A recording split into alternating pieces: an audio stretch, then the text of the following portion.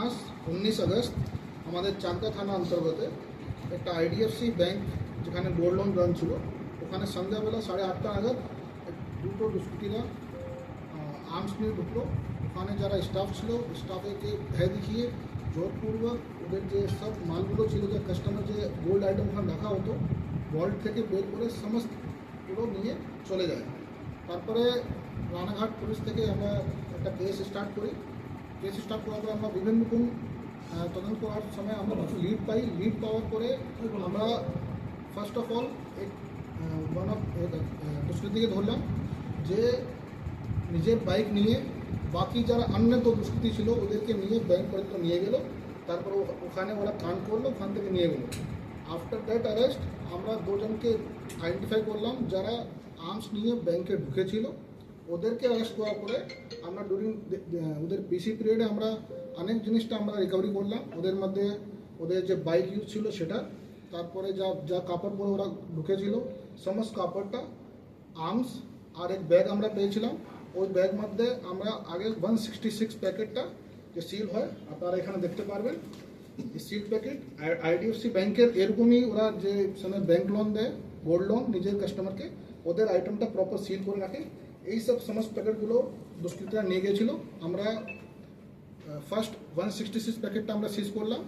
তারপরে তদন্ত করার পর আমরা জানতে পারলাম কি এই পুরো প্ল্যানিং মধ্যে মাস্টার মাইন্ড ছিলেন ওই ব্যাংকের যারা কর্মীরা, sales manager and sales person.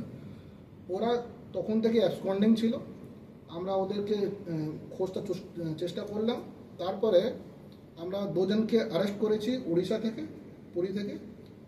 ওনাকে আমরা মাননীয় আদালতের সামনে পেশ করে আমরা পিসি নিলাম। পিসি ডিউরিং পিসি পিরিয়ড আমরা ফার্দার আমরা রিকভারি করেছি একটা আর্মস, তারপরে আরও 83 প্যাকেটস ফুল প্যাকেট আর দুটো প্যাকেট ছেঁড়া।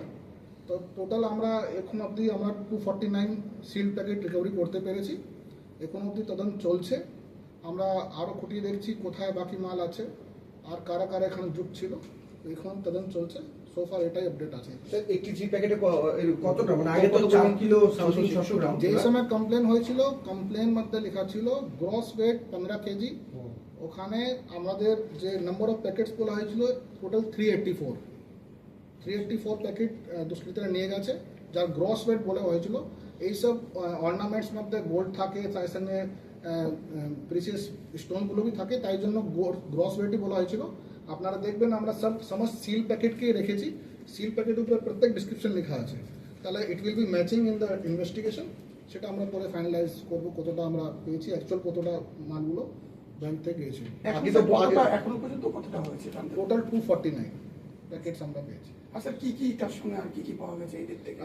যেটা লুট হয়েছিল সেটা সব গোল্ড আমরা পেয়েছি, টোটাল 249 প্যাকেটস। আর্মস আপনারা দেখতে পাচ্ছেন, দুটো আর্মস ইউজ হয়েছিল, সিসিটিভির মধ্যে ক্লিয়ারলি দেখা যাচ্ছে। এই দুটো যাওয়ার সময় যে সব দুষ্কৃতীর পালাত ছিল নিজের ওই দুটো ব্যাগ মধ্যে নিজেরই আর্মস রেখে দিয়েছিল, সেটাই আমরা দুটো ব্যাগ মধ্যে থেকে আমরা দুটো আর্মস পেয়েছি।